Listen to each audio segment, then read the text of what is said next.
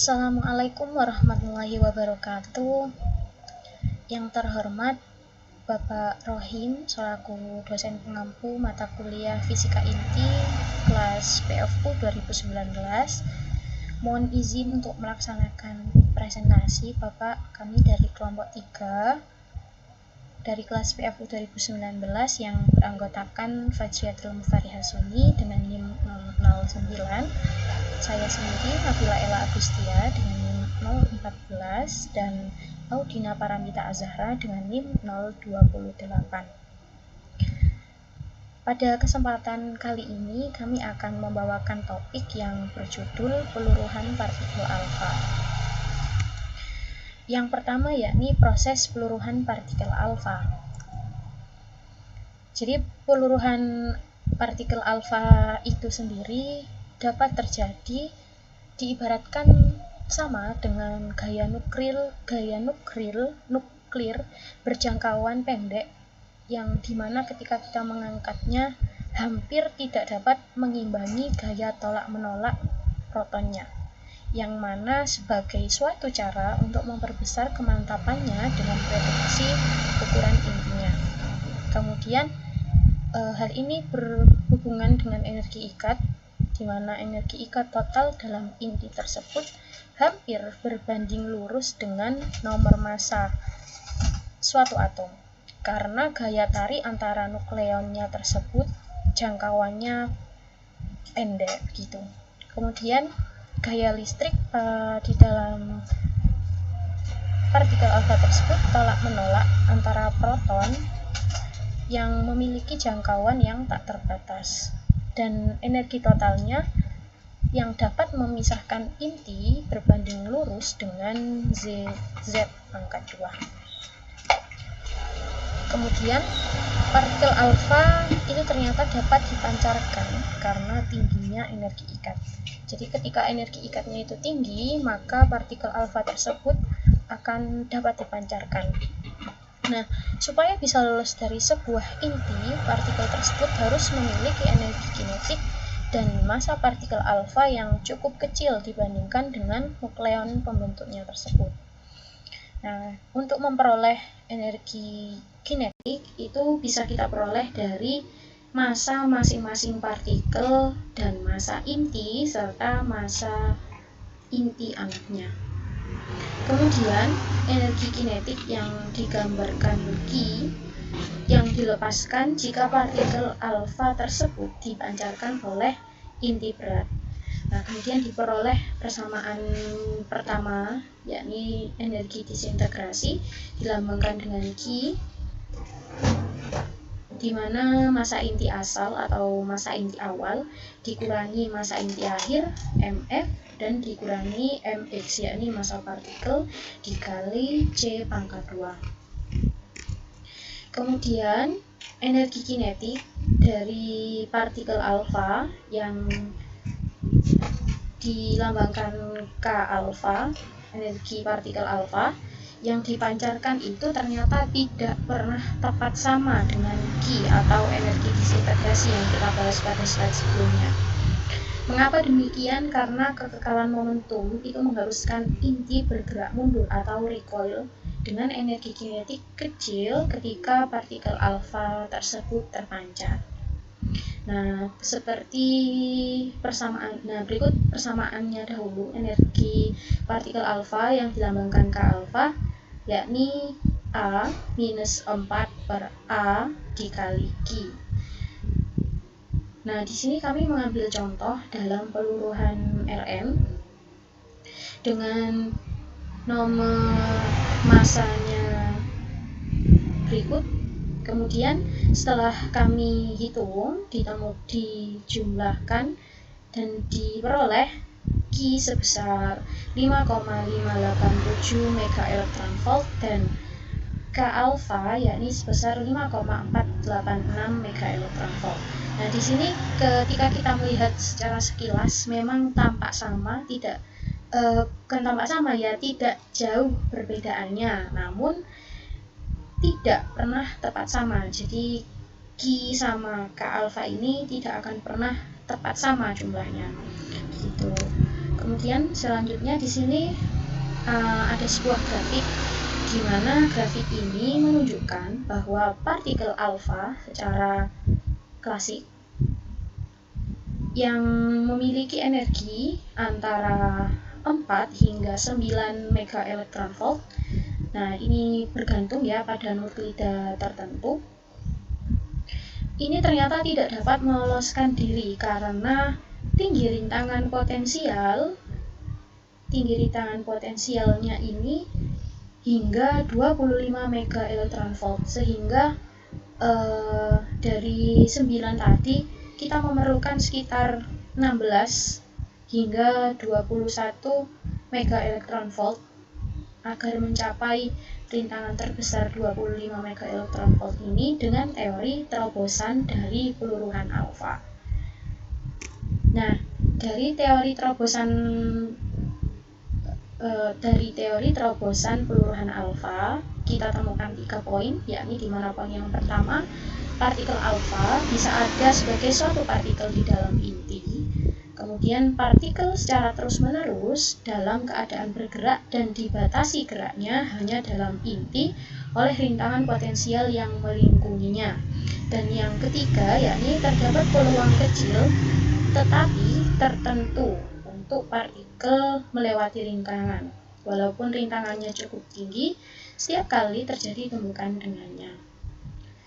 Berikut adalah proses dari peluruhan alfa. Presentasi selanjutnya akan dilanjutkan oleh rekan saya, yakni terkait penurunan rumus. Baik, selanjutnya saya akan jelaskan tentang penurunan rumus dari peluruhan partikel alfa. Nah, peluruhan partikel alfa ini adalah salah satu keberhasilan awal dari mekanika kuantum dan aplikasinya terhadap teori penurunan alfa. Nah, prediksi dari teori kuantum berbeda dengan teori klasik. Pada peristiwa hamburan partikel alfa Rutherford, partikel alfa yang berenergi 7,68 mega elektron volt tidak ada yang dapat menembus potensial barrier dari U238. Nah, sementara U238 menghasilkan partikel alfa yang berenergi 4,20 mega elektron volt. Nah, kontradiksi ini itu dapat dijelaskan dari pandangan mekanika kuantum. Nah, dalam pembahasan efek terobosan seberkas partikel yang berenergi kinetik K itu jatuh pada rintangan potensial energi yang tingginya V, yang lebih besar dari K. Nah, rasio antara banyaknya partikel yang melewati rintangan dan banyaknya partikel yang datang secara pendekatan besarnya itu dilambangkan dengan T sama dengan E pangkat minus 2 KL. Nah, dengan K sendiri itu dinyatakan dengan persamaan akar 2M V minus K per H coret. Nah, dengan demikian diperoleh K itu sama dengan 2M V minus K per H yang awalnya ini kemudian dia akan menjadi 2M, persamaan ini akan menjadi 2M per H coret kuadrat pangkat 1/2 dikalikan dengan 2ZE kuadrat per 4pi epsilon 0 X minus K. Nah, sehingga didapatkan persamaan sebagai berikut ini. Nah, kemudian karena V itu sama dengan K ketika X itu sama dengan R, nah maka K itu sama dengan 2ZE kuadrat per 4pi epsilon 0 R. Sehingga K itu menjadi yang awalnya persamaan ini kemudian menjadi lebih sederhana, yakni 2M per H kuadrat pangkat 1/2 R per X minus 1 pangkat 1/2.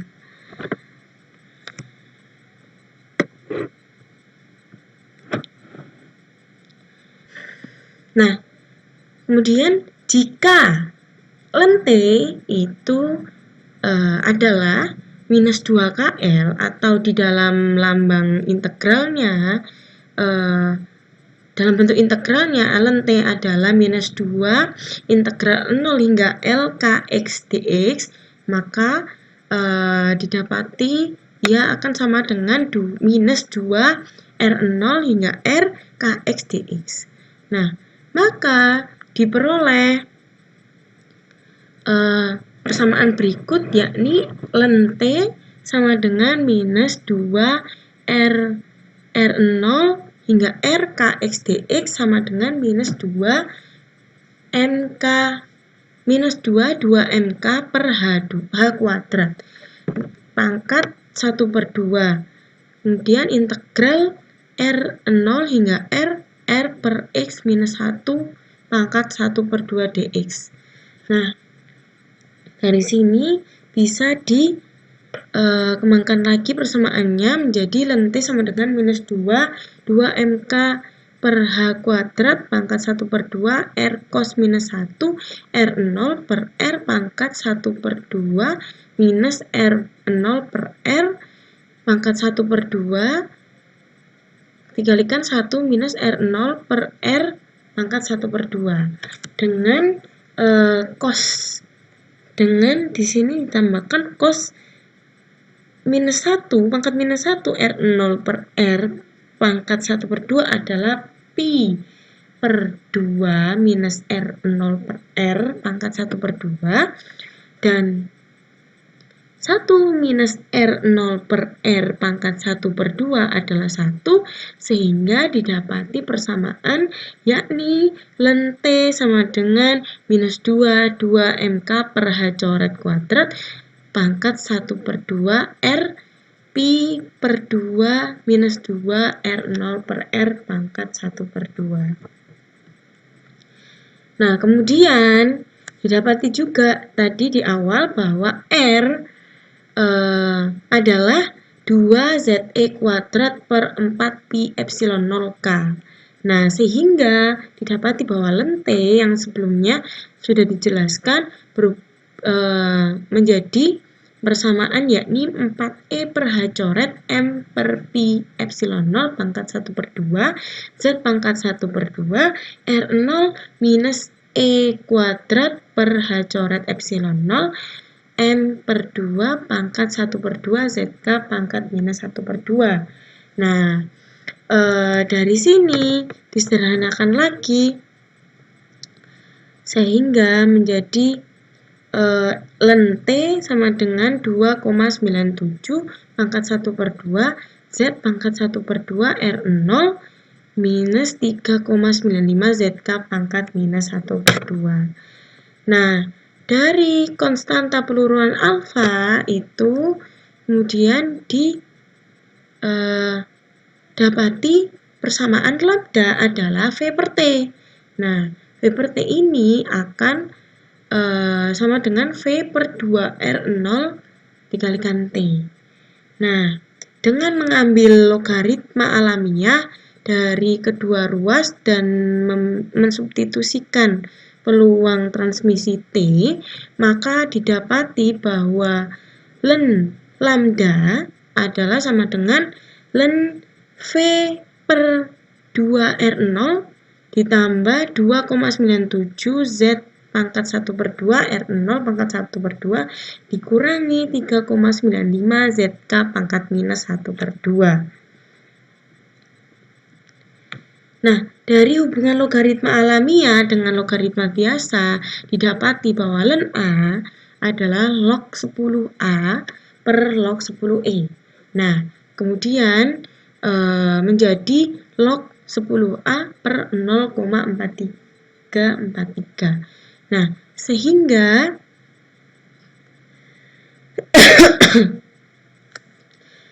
diperoleh log 10 lambda sama dengan log 10 V per 2 R0 ditambah 0,4343 dikalikan 2,97 Z pangkat 1/2 R0 pangkat 1/2 dikurangi